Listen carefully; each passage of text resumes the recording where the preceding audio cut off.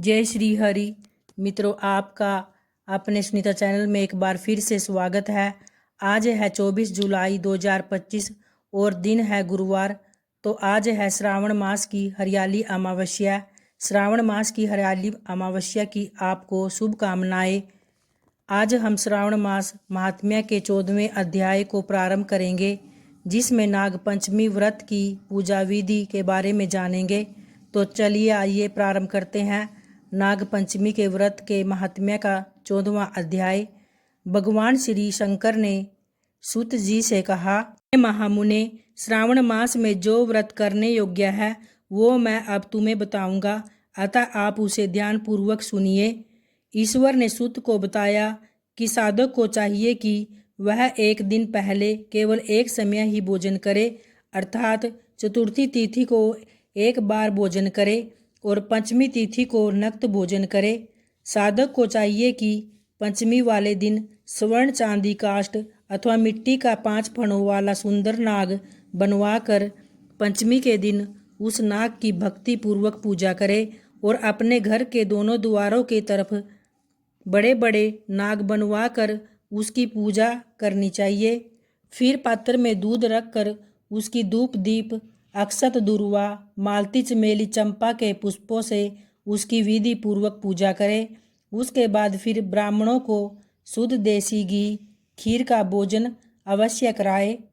फिर अनंत वासुकी, शेष कंबल, पद्मनाग, शंखपाल, तक्षक, इन सब नागाकुल के अधिपतियों को तथा इनकी माता कद्रू को भी हल्दी और चंदन से दीवार पर लिखकर फूलों आदि से इनकी पूजा करनी चाहिए। उसके बाद बुद्धिमान व्यक्ति को चाहिए कि सांपों की बांबी के सामने नागों का प्रत्यक्ष पूजन करे और उन्हें दूध पिलाए। उस दिन व्यक्ति को चाहिए कि वह लोहे के पात्र में पूड़ी न बनाए।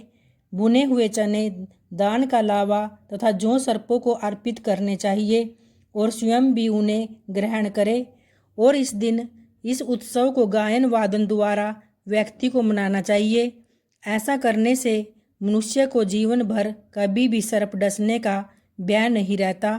उसके बाद फिर भगवान शंकर ने सूत जी से कहा, मैं लोक हित की कामना से आपसे कुछ और भी कहना चाहता हूँ।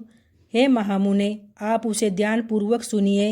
हे वत्स, अगर नाग द्वारा कोई मनुष्य डस लिया जाता है तो वह मरने के बाद अधोगति को प्राप्त होता है और अधोगति को प्राप्त कर वह तामसी सर्प बन जाता है।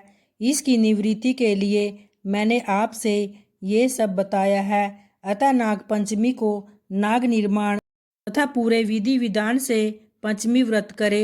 हे सुत श्री नारायण, जो सब स्थानों पर स्थित है, जो सब वस्तुओं को प्रदान करने की क्षमता रखने वाले प्रभु हैं, उनको स्मरण कर निमन वचन कहने चाहिए कि हे गोविंद, मेरे कुल में अगर कोई व्यक्ति सर्पदंश से अधोगति को प्राप्त हुआ है, वो मेरे द्वारा किए गए व्रत दान से मुक्त हो जाए।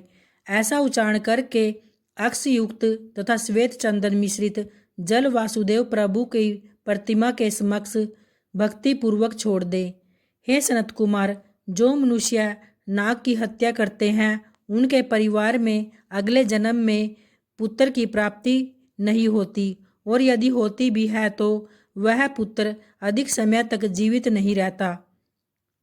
मनुष्य स्त्रियों के प्रति भी कार्पण्य के कारण सर्प योनि में जाते हैं, और कुछ लोग किसी दूसरे की धरोहर रखकर उसे स्वयं ग्रहण कर लेते हैं, वो भी सर्प योनि का कारण बनते हैं। जो मनुष्य अन्य कारणों से भी सर्प योनि में जाते हैं उनके लिए यह उत्तम उपाय व्रत कहा गया है।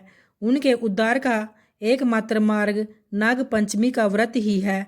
जो मनुष्य नाग पंचमी का व्रत तथा नाग की पूजा करते हैं उनकी भलाई के लिए नागों के स्वामी शेष नाग और वासुकी नाग भगवान विष्णु और भगवान शंकर से हाथ जोड़कर प्रार्थना करते हैं, और फिर शेष नाग और वासुकी नाग की प्रार्थना पर भगवान विष्णु और भगवान शंकर उन लोगों की सब मनोकामनाएं पूर्ण करते हैं, और फिर वे सब प्राणी नागलोक में अनेक तरह के भोगों को भोग कर वैकुंठ लोक में चले जाते हैं।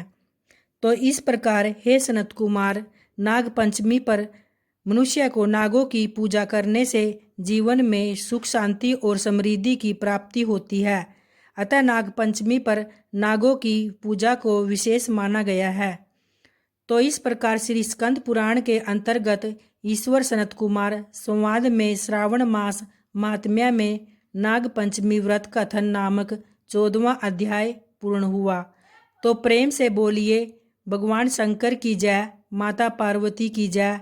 इसी प्रकार आप आगे भी अध्याय को सुनना चाहते हैं तो चैनल को सब्सक्राइब, लाइक व शेयर जरूर करें ताकि आने वाली वीडियो का नोटिफिकेशन मिलता रहे।